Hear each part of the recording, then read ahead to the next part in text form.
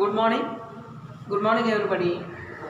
So management అకౌంటింగ్లో మనకి first unit financial statement analysis మనకి ఫస్ట్ యూనిట్ కంప్లీట్ అయిందండి. సెకండ్ యూనిట్ అంటే రేషియో అనాలిసిస్, నిష్పత్తుల విశ్లేషణ అంటారు. ఓకేనా? అంటే మనం మేనేజ్మెంట్ అకౌంటింగ్ అనేది ఏంటండి? సో మేనేజ్మెంట్కి కావాల్సినటువంటి ఇన్ఫర్మేషన్ని ఇచ్చేటటువంటి అకౌంటింగ్ ఏదైతే ఉందో దాన్ని మనం మేనేజ్మెంట్ అకౌంటింగ్ అంటారు. ఓకేనా? కాబట్టి మనకి ratio analysis management accounting methods అండి, అనాలిసిస్ మెథడ్స్ అంటారు. అంటే మనం ఫైనాన్షియల్ స్టేట్మెంట్స్ని వివిధ పద్ధతుల ద్వారా విశ్లేషణ చేసి అందులో ఉన్నటువంటి సమాచారాన్ని మనం మేనేజ్మెంట్కి అందించేటటువంటి అకౌంటింగ్ ఏదైతే ఉందో అది మనకి మేనేజ్మెంట్ అకౌంటింగ్. ఓకేనా? కాబట్టి మనం ఫైనాన్షియల్ స్టేట్మెంట్స్ అంటే profit and loss account, balance sheet అండి. Profit and loss account, balance sheet వీటిని ఫైనాన్షియల్ స్టేట్మెంట్స్ అంటారు, అంటే ఆర్థిక నివేదికలు అంటారు. ఇందులో మనకి సమాచారం అనేది అంకీల రూపంలో ఉంటుందండి. అంటే మనం అకౌంటింగ్ నాలెడ్జ్ లేనటువంటి వ్యక్తులకి అది ఏమో అర్థం ఒక లాభ నష్టాలు ఖాతా చూసినా, అంటే ప్రాఫిట్ అండ్ లాస్ అకౌంటింగ్ మనం పరిశీలించిన లేదా బ్యాలెన్స్ షీట్ ఆస్తులు బట్టి మనం చూసినప్పటికీ మనకి ఎటువంటి సమాచారము మనకి తెలియదండి. ఓకేనా? కాబట్టి అందులో ఉన్నటువంటి అంకెల రూపంలో ఉన్నటువంటి సమాచారాన్ని మనం ఈ మేనేజ్మెంట్ అకౌంటింగ్ మెథడ్స్ టెక్నిక్స్ ద్వారా సో మనం అనాలిసిస్ చేసి అందులో ఉన్నటువంటి సమాచారాన్ని మనం ఎవరికి నిర్ణయాలు తీసుకునే వ్యక్తులు, అది మేనేజ్మెంట్ ఎవరైతే ఉన్నారో వాళ్ళకి మనం అందివ్వడం జరుగుతుందండి. ఓకేనా? ఇది మేనేజ్మెంట్ అకౌంటింగ్ ఆబ్జెక్ట్. కాబట్టి మనకి ఫస్ట్ కూడా ఈ మేనేజ్మెంట్ అకౌంటింగ్ మెథడ్స్, ఓకేనా, అంటే అనాలిసిస్ మెథడ్స్లో మనకి ఫస్ట్ ఏంటంటే ఫైనాన్షియల్ స్టేట్మెంట్ అనాలిసిస్ అని చెప్పుకున్నాం కదా. సెకండ్ మెథడ్ ఏంటంటే మనకి అంటే ఈ ఫైనాన్షియల్ స్టేట్మెంట్ని మనం అనాలిసిస్ చేయడానికి సెకండ్ మెథడ్ ఏంటంటే రేషియో అనాలిసిస్ అండి, నిష్పత్తుల విశ్లేషణ. అంటే ప్రాఫిట్ అండ్ లాస్ అకౌంట్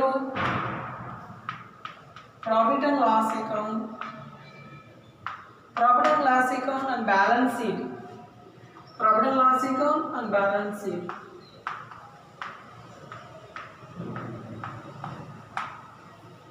ఓకేనా? కాబట్టి profit and loss account and balance sheet or income statements అంటారు. ఇవి ఫైనాన్షియల్ స్టేట్మెంట్స్ అండి, అంటే ఆర్థిక నివేదికలు అంటారు. అంటే ఒక వ్యాపార సంస్థకి సంబంధించినటువంటి సంవత్సరాంతంలో మనం తయారు చేసేటటువంటి ఆర్థిక నివేదిక. అంటే profit and loss account prepare చేయడం ద్వారా వ్యాపార సంస్థకి ప్రాఫిట్ వచ్చిందా లాస్ వచ్చిందా అనే దాన్ని మనం ఫైండ్ అవుట్ చేస్తాం. అలాగే బ్యాలెన్స్ షీట్ని ప్రిపేర్ చేయడం ద్వారా ఆ వ్యాపార సంస్థ యొక్క ఆర్థిక పరిస్థితి, ఫైనాన్షియల్ పొజిషన్ని మనం చెప్పడం జరుగుతుందండి. కాబట్టి ఈ profit and loss account, balance షీట్ని మనం ఏమంటారండి? ఫైనాన్షియల్ స్టేట్మెంట్స్ అంటారు. ఫైనాన్షియల్ స్టేట్మెంట్స్ అంటారు. ఓకేనా? కాబట్టి profit and loss account, balance షీట్ని మన రెండింటిని మనం ఫైనాన్షియల్ స్టేట్మెంట్స్ అంటారు, ఆర్థిక నివేదికలు అంటారు. వీటిని మనం సో అనాలిసిస్ వివిధ రకాల పద్ధతులు అంటే మేనేజ్మెంట్ అకౌంటింగ్ మెథడ్స్ టెక్నిక్స్ ద్వారా ఈ ఫైనాన్షియల్ స్టేట్మెంట్స్ని మనం అనాలిసిస్ చేయడం జరుగుతుందండి. కాబట్టి ఫస్ట్ యూనిట్లో మనం ఈ ఫైనాన్షియల్ స్టేట్మెంట్స్ని మనం ఏ విధంగా ఫైనాన్షియల్ స్టేట్మెంట్ అనాలిసిస్ అంటారు. సో మనకి comparative statement analysis or common size statement analysis or trend analysis, ఇలా ఫైనాన్షియల్ స్టేట్మెంట్ అనాలిసిస్ 3 పద్ధతుల ద్వారా మనం ఈ స్టేట్మెంట్స్ని ఎలా అనాలిసిస్ చేయాలో మనం నేర్చుకున్నామండి. సో ఇక మనకి రేషియో అనాలిసిస్ ద్వారా అంటే నిష్పత్తుల విశ్లేషణ ద్వారా ఈ ఫైనాన్షియల్ స్టేట్మెంట్ని మనం అంటే ప్రాఫిట్ అండ్ లాస్ అకౌంట్ని అలాగే బ్యాలెన్స్ షీట్ని మనం అనాలిసిస్ చేయడం జరుగుతుందండి. ఓకేనా? కాబట్టి రేషియో అంటే ఏంటంటే నిష్పత్తి అంటే ఏమిటి? రేషియో మీన్స్ రెండు అంకెల మధ్య గల సంబంధాన్ని నిష్పత్తి ద్వారా తెలియజేయడాన్ని మనం రేషియో అంటారు. ఓకేనా? రేషియో మీన్స్ నిష్పత్తి. రేషియో అంటే ఏంటంటే రేషియో అంటే మనకి ratio is the relationship between two figures presented in percentage. Okay na? Mala ratio is the relationship between two figures is presented in percentage. అంటే రెండు అంకెల మధ్య గల సంబంధాన్ని నిష్పత్తి ద్వారా తెలియజేయడాన్ని పర్సెంటేజ్ శాతంలో తెలియజేయడాన్ని మనం నిష్పత్తి అంటారు. ఓకేనా? అంటే మనకి ఒక ప్రాఫిట్ అండ్ లాస్ అకౌంట్లో కానీ లేదా ఒక బ్యాలెన్స్ షీట్లో కానీ మనకి అక్కడ ఇన్ఫర్మేషన్ అనేది సమాచారం అనేది అంకెల రూపంలో ఉంటుందండి. అంటే ఫర్ ఎగ్జాంపుల్ గ్రాస్ ప్రాఫిట్ వచ్చిందండి. గ్రాస్ ప్రాఫిట్ అనేది మనకు ఒక 20,000 అనేది మనకి అంకెల రూపంలో కనపడుతుంది. అలాగే సేల్స్ అనేవి 1 lakh మనకి సో అంకెల రూపంలో కనపడుతున్నాయండి. కాబట్టి మనకి గ్రాస్ ప్రాఫిట్ రేషియో అంటే గ్రాస్ ప్రాఫిట్ మనకి అమ్మకాల మీద ఎంత శాతం వచ్చింది అనే దాన్ని మనం ఈజీగా రేషియో ద్వారా మనం కాల్కులేట్ చేసి చెప్పొచ్చండి. ఓకేనా? అంటే ఫర్ ఎగ్జాంపుల్ మనకి సేల్స్ మనకి 1 lakh ఉందండి. సేల్స్ 1 lakh ఉంది. ఓకేనా? కాబట్టి ఆ గ్రాస్ ప్రాఫిట్ మనకి 25,000 అండి. 25,000 వచ్చింది. అంటే మనకి అమ్మకాలు ₹1,00,000 అండి. ₹1,00,000 అమ్మకాలు చేస్తే మనకి గ్రాస్ ప్రాఫిట్ స్థూల లాభం అనేది 25,000 వచ్చింది. ఇప్పుడు ఇది మనకి ప్రాఫిట్ అండ్ లాస్ అకౌంట్లో ఈ రెండు కూడా మనకి అంకెల రూపంలో న్యూమరేటికల్గా అంకెల రూపంలో మనకి కనపడుతున్నాయండి. ఓకేనా? అంటే మనం చూడడానికి అంకెల రూపంలో దీంట్లో ఉన్న సమాచారం మనం తెలుసుకుంటే అకౌంటింగ్ నాలెడ్జ్ ఉన్న వ్యక్తులకు తప్ప మిగతా పర్సన్స్కి మనకి ఈ ఫిగర్స్ ఈ రెండు అంకెల మధ్య గల రిలేషన్ అనే దాన్ని మనం చెప్పడం తెలుసుకోవడం కష్టం అండి. ఇప్పుడు మన నిష్పత్తుల విశ్లేషణ ద్వారా రేషియో అనాలిసిస్ ద్వారా ఈ రెండు అంకెల మధ్య గల సంబంధాన్ని అంటే సేల్స్ అండ్ గ్రాస్ ప్రాఫిట్ ఈ రెండు అంకెల మధ్య సంబంధాన్ని మనం శాతంలో చెప్పడాన్ని ఏమంటారంటే నిష్పత్తి అంటారు. ఓకేనా? So ratio is the relationship between two figures is presented in percentage. ఓకేనా? అంటే రెండు అంకెల మధ్య గల సంబంధాన్ని శాతంలో చెప్పడాన్ని నిష్పత్తి అంటారు. ఓకేనా? అంటే ఇదొక ఫిగర్ అండి, ఇదొక ఫిగర్, రెండు అంకెలు. ఈ రెండింటి మధ్య గల సంబంధాన్ని మనం శాతంలో పర్సెంటేజ్లో చెప్పడాన్ని నిష్పత్తి అంటారు. ఓకేనా? అంటే ఇప్పుడు చూడండి మనకి గ్రాస్ ప్రాఫిట్ రేషియో అంటారు. గ్రాస్ ప్రాఫిట్ రేషియో అంటే మనకి సేల్స్ అమ్మకాలకి గ్రాస్ ప్రాఫిట్కి మధ్య రేషియోని అంటే గ్రాస్ ప్రాఫిట్ రేషియో అంటారు. ఓకేనా? ఇప్పుడు గ్రాస్ ప్రాఫిట్ రేషియో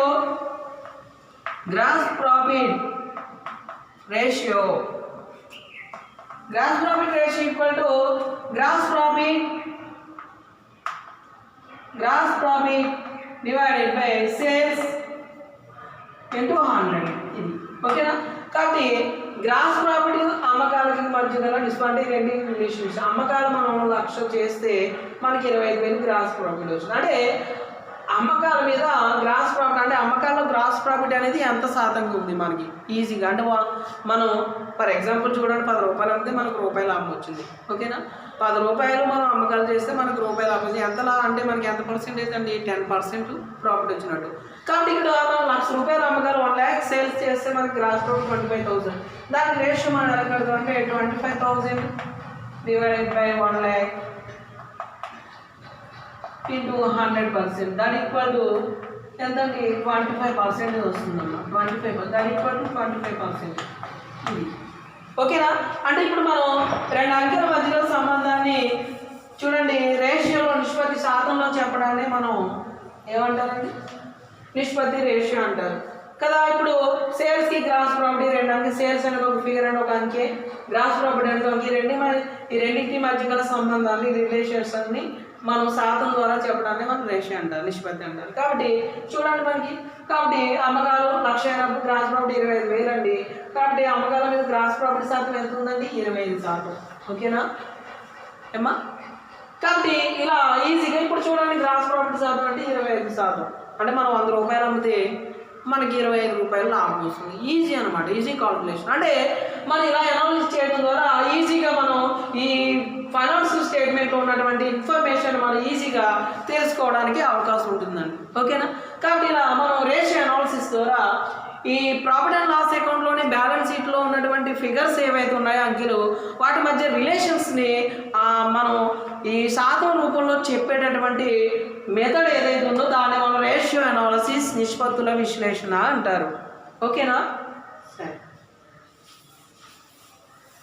ఇప్పుడు మెథడ్స్ ఆఫ్ రేషియో అనాలిసిస్ అంటారు, అంటే నిష్పత్తుల విశ్లేషణలోని పద్ధతులు అంటారు. Methods of ratio analysis, methods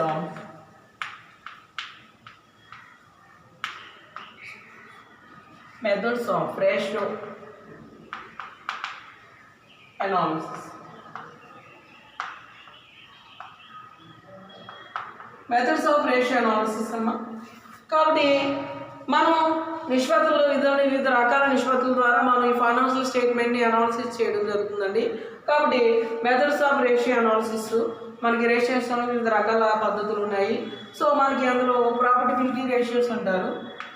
first one profitability ratios.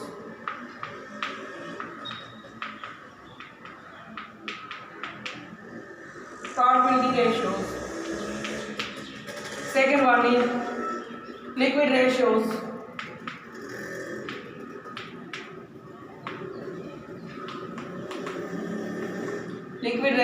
Third one is activity ratios.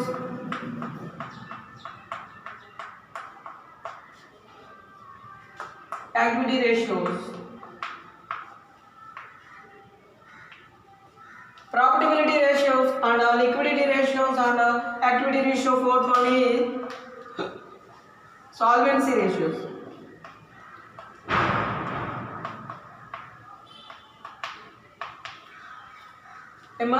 లాభదాయకత నిష్పత్తులు, ద్రవ్యత నిష్పత్తులు అంటారు.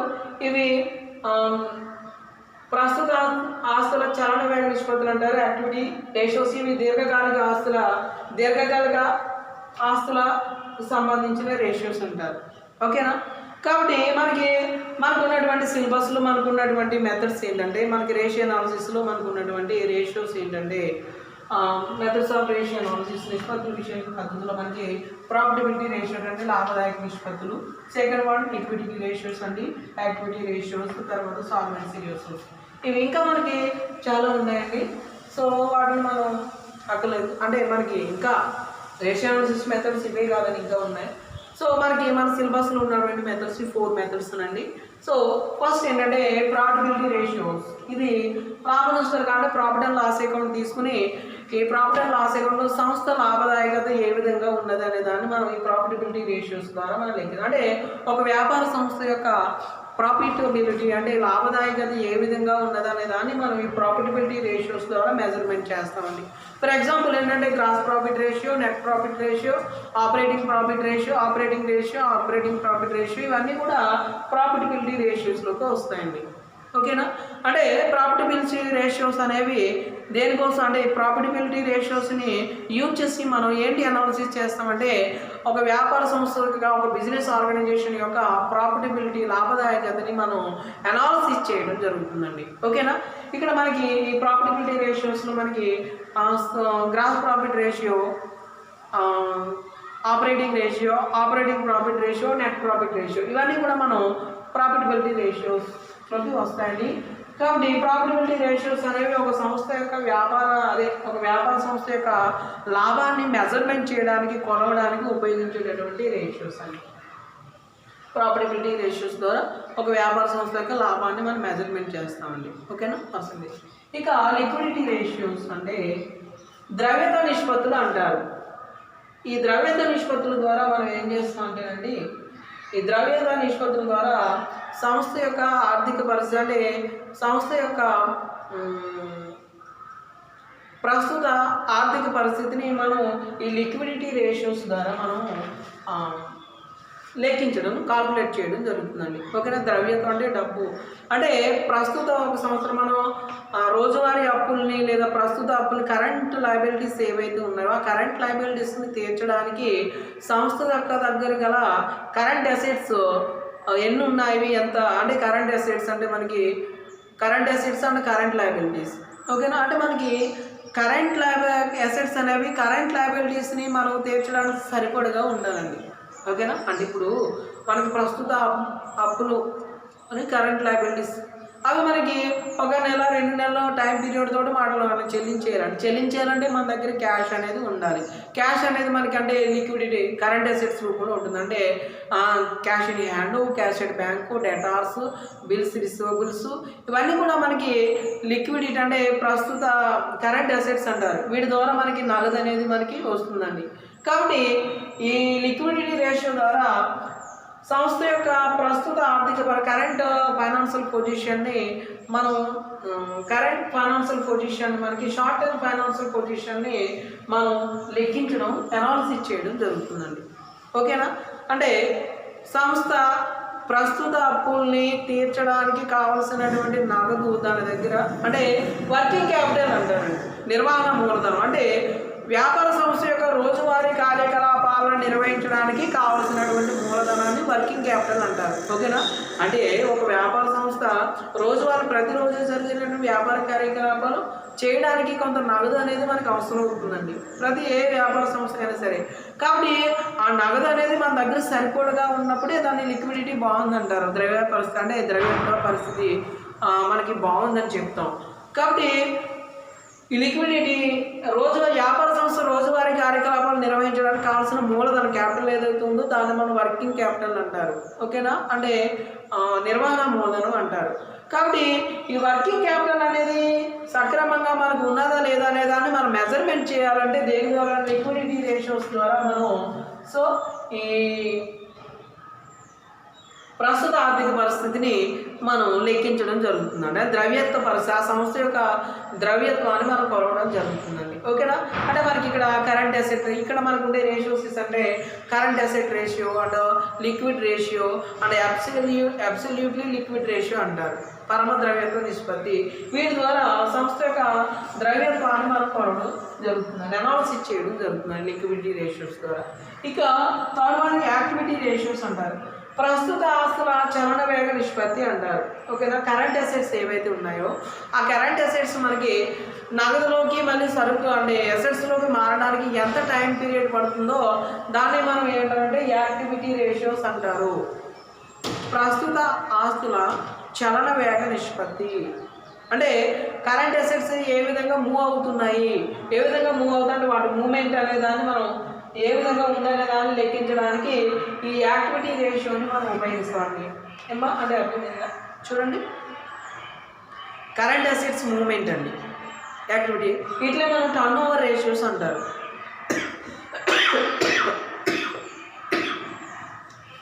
టర్న్ ఓవర్ రేషియోస్ అంటారు. అంటే stock turn over ratio, datas turn over ratio, credit turn over ratio ఇవన్నీ కూడా మనకి యాక్టివిటీ రేషియోలోకి వస్తాయి. యాక్టివిటీ రేషియోస్ ఆ టర్న్ ఓవర్ రేషియోస్ అంటారు. అంటే ఇప్పుడు స్టాక్ టర్న్ ఓవర్ రేషియో అంటారండి. స్టాక్ అనేది సరుకు అనేది ఒక కరెంట్ అసెట్. దీని చలన వెలాసిటీ ఆర్ మూమెంట్ అనేది ఎలా ఉందనే దాన్ని మనం మెజర్మెంట్. అంటే ఇప్పుడు మనం 1 లక్ష రూపాయలు పెట్టి సరుకు కొన్నామండి. ఆ సరుకు అంటే లక్ష రూపాయలు పెట్టి సరుకు కొన్నాం. ఇప్పుడు ఆ సరుకు మళ్ళీ అమ్మకం అయ్యి మనకి ఆ 1 లక్ష రూపాయలు మనకి వెనక్కి వచ్చేసరికి ఎంత టైం పీరియడ్ పడుతుందో దాన్ని మనం activity of turn over ratio అంటారు. ఓకేనా? అంటే ఇప్పుడు మనం 1 లక్ష రూపాయలు పెట్టి సరుకు కొన్నామండి. ఈ 1 లక్ష రూపాయలు మనకి వెనక్కి తిరిగి రావడానికి అంటే ఈ 1 లక్ష రూపాయల సరుకుని మనం అమ్మడానికి 3 మంత్స్ పడుతుంది అనుకోండి. 3 మంత్స్ పడితే అప్పుడు మనకి 3 మంత్స్ పడితే మనకి ఇయర్లీ 12 మంత్స్ కదండి. అంటే మన సరుకుని ప్రతి సంవత్సరం మనం 4 టైమ్స్ మనం సరుకు కొని అమ్మేస్తున్నాం. 4 టైమ్స్. ఓకేనా? అంటే మన జనవరి 1వ తారీఖు 1 లక్ష రూపాయలు పెట్టి సరుకు ఉంటే ఆ 1 లక్ష రూపాయల సరుకుని మనం మార్చి ఎండింగ్కి అమ్మేస్తున్నాం. మళ్ళీ ఏప్రిల్ 1న మళ్ళీ 1 లక్ష రూపాయలు సరుకు ఉంటే దాన్ని మళ్ళీ ఏప్రిల్, మే, జూన్ ఎండింగ్ మనం అమ్మేస్తున్నాం. ఇలా ఇయర్లీ 4 టైమ్స్ దీన్నే టర్న్ ఓవర్ అంటే యాక్టివిటీ. అంటే ఒక సరుకు అనే దాంట్లో మనం సరుకు అనే కరెంట్ అసెట్లో మనం పెట్టుబడి పెడుతున్నాం. ఇది మళ్ళీ తిరిగి నగదులోకి మారడానికి ఎంత సమయం పడుతుంది దాన్ని మనం మూమెంట్ అంటారు. Current assets moment ratios, turnover ratios అంటారు. కాబట్టి 4 టైమ్స్ అనేది అంటే సరుకు అనే దాన్ని మనం 1 ఇయర్లో 4 సార్లు మనకి సరుకులోకి నగదులోకి మారుతుందండి. ఓకేనా? అంటే సరుకును 3 నెలలకి మళ్ళీ అది నగదు వచ్చేస్తున్నాడు, మొత్తం సరుకు అమ్మేస్తున్నాం, మళ్ళీ సరుకు కొంటాం. మళ్ళీ దాన్ని అంటే current assets turn over ratio అంటే మూమెంట్ అనేది ఏ విధంగా ఉంది అనే దాన్ని మనం ఈ యాక్టివిటీ రేషియో ద్వారా మనం కాల్కులేట్ చేయడం జరుగుతుంది. అలాగే డెటార్స్ టర్నోవర్ రేషియో ఉంటుందండి. అంటే డెటార్స్ రుణగ్రస్తులు అంటే సంస్థకి ఇవ్వాల్సిన వ్యక్తులు అండి. సంస్థకి ఇవ్వాల్సిన వ్యక్తులు అంటే వసూళ్ళు అనేవి ఎంత వేగంగా మనకి వసూలు అవుతున్నాయి. ఇప్పుడు మనకు ₹1,00,000 డెటార్స్ ఉన్నారండి. ఆ ₹1,00,000 మనకు వసూలు అవడానికి 3 months 4 months పడుతుంది అనుకోండి. దాన్ని టైం పీరియడ్ ఓకేనా. మళ్ళీ వసూలు అయిపోయిన తర్వాత మళ్ళీ అరువు అమ్మకాలు చేస్తాం, మళ్ళీ డెటార్స్ ఏర్పడతారండి. మళ్ళీ వాళ్ళు ఎంత కాలంలో మనకి మనం వసూలు చేసుకోగలుగుతున్నాం ఓకేనా. ఇలా ఈ డెటార్స్ టర్నోవర్ రేషియో ద్వారా రుణగ్రస్తులు అంటే మనం అరువు అమ్మకాలు చేసినప్పుడు ఆ మొత్తాన్ని మనం ఎంత వేగంగా మళ్ళీ మనకి వెనక్కి తిరిగి వస్తుంది, ఎంత కాలంలో మనం దాన్ని వసూలు చేయగలుగుతున్నాం, దాన్ని మనం రుణగ్రస్తులు టర్నోవర్ రేషియో అంటారు ఓకేనా. అంటే మనం అరువు అమ్మకాలు చేసినప్పుడు మళ్ళీ ఎంత త్వరగా వాటిని మనం వెనక్కి తీసుకు వసూలు చేసుకోగలుగుతున్నాం అనే దాన్ని మనం ఈ డెటార్స్ టర్నోవర్ రేషియో ద్వారా మనం అనాలిసిస్ చేయడం జరుగుతుందండి ఓకేనా. అంత త్వరగా కాబట్టి ఇది టైమ్స్లో చెప్తారండి. అంటే 4 times 3 times అంటే మనం రుణగ్రస్తులు అరువు అమ్మకాలు చేస్తాం, మళ్ళీ వస్తుంది, మళ్ళీ అరువు అమ్మకాలు ఇస్తున్నాం, మళ్ళీ వచ్చేస్తుంది. ఇలా ఇయర్లో మనకి 3 times 4 times మనకి ఈ డెటార్స్ టర్నోవర్ అనేది ఉండడం జరుగుతుంది. Stock turnover and debtors turnover ratio ఇవన్నీ కూడా యాక్టివిటీ రేషియోస్లో మనం సో ఇవన్నీ కూడా మనం యాక్టివిటీ రేషియోలో నేర్చుకుంటామండి. కాబట్టి యాక్టివిటీ రేషియోస్ ద్వారా కరెంట్ అసెట్స్ మూవ్మెంట్ అనే దాన్ని మనం అనాలిసిస్ చేస్తాం ఓకేనా. కరెంట్ అసెట్స్ ఏ విధంగా మూవ్ అవుతున్నాయి ఓకేనా. చరాస్తుల చలన వేగ నిష్పత్తులు అంటారు ఓకే. Next solvency ratios. ఇవి దీర్ఘకాలిక ఆర్థిక పరిస్థితి అంటే ఒక వ్యాపార సంస్థ యొక్క లాంగ్ టర్మ్ ఫైనాన్షియల్ పొజిషన్ని మెజర్మెంట్ చేసేటటువంటి రేషియోస్ ఎలాగో ఏవైతే ఉన్నాయో వాటిని మనం సాల్వెన్సీ రేషియోస్ అంటారండి ఓకేనా. కాబట్టి సాల్వెన్సీ ఆర్ లెవరేజ్ రేషియోస్ అంటారు. సాల్వెన్సీ రేషియోకి ఇంకొక పేరు ఏంటంటే లెవరేజ్ రేషియోస్ అంటారు. కాబట్టి సాల్వెన్సీ రేషియోస్ ద్వారా ఒక వ్యాపార సంస్థ యొక్క దీర్ఘకాలిక ఆర్థిక పరిస్థితిని మనం మెజర్మెంట్ చేయడం జరుగుతుందండి ఓకేనా. లిక్విడిటీ ఇవి ప్రస్తుత ఆర్థిక పరిస్థితిని, ఇవి దీర్ఘకాలిక ఆర్థిక రెండు కూడా మనకు ప్రస్తుత ఆర్థిక పరిస్థితి తెలియజేస్తాను. ఇది ఒక వ్యాపార సంస్థ యొక్క దీర్ఘకాలిక ఆర్థిక పరిస్థితి అంటే లాంగ్ టర్మ్ ఫైనాన్షియల్ పొజిషన్ని ఈ సాల్వెన్సీ రేషియోస్ ద్వారా మనం మెజర్మెంట్ చేయడం జరుగుతుందండి. ఫర్ ఎగ్జాంపుల్ ఏంటంటే డెట్ ఈక్విటీ రేషియో అంటారు, అప్పు ఈక్విటీ నిష్పత్తి అనేదాన్ని. కాబట్టి మనం అప్పు ఈక్విటీ నిష్పత్తి ద్వారా మనం అసలు మనకు కావాల్సిన క్యాపిటల్ని మొత్తం మూలధనం మనకు తెచ్చుకున్న మూలధనంలో అప్పు ఎంత తెచ్చుకున్నాము, మూలధనం ఎంత ఉంది అంటే మొత్తం మూలధనంలో అప్పు శాతం అనేది ఎంత శాతంగా ఉంది అనే దాన్ని మనం డెట్ అండ్ ఈక్విటీ రేషియో ద్వారా మనం కాల్కులేట్ చేస్తామండి. కాబట్టి ఈ సాల్వెన్సీ రేషియోస్ అనేవి కూడా సంస్థ యొక్క ఫైనాన్షియల్ లాంగ్ టర్మ్ ఫైనాన్షియల్ పొజిషన్కి సంబంధించినటువంటి రేషియోస్ అండి ఓకేనమ్మా. ఇది మనకి నిష్పత్తుల విశ్లేషణ. దీని గురించి మనం ఒక్కొక్కటికి మన ప్రాఫిటబిలిటీ రేషియోస్ అని ఈ liquidity ratio, activity ratios, solvency ratios ఈ రేషియోస్ని మనం ఏ విధంగా కాల్కులేట్ చేయాలో అనే దాన్ని మనం నెక్స్ట్ క్లాస్ నుంచి నేర్చుకుందాం 1 by 1 ఓకేనమ్మా. 1 by 1 నేర్చుకుందాం. సో కాబట్టి నిష్పత్తుల విశ్లేషణ అంటే అర్థమైంది కదండి. రెండు అంకెల మధ్య గల సంబంధాన్ని శాతం రూపంలో శాతం ద్వారా చెప్పడాన్ని మనం నిష్పత్తి అంటారు ఓకేనా. Ratio is the relationship between two figures is presented in percentage ఓకేనా. కాబట్టి ఇదండి రేషియో అనాలిసిస్ గురించి. మిగతాది మనం నెక్స్ట్ క్లాస్లో కంటిన్యూ చేద్దామండి. ప్రాఫిటబిలిటీ రేషియోస్ ఫస్ట్ మనం ఎలా కాల్కులేట్ చేయాలో నేర్చుకుందాం. సరే.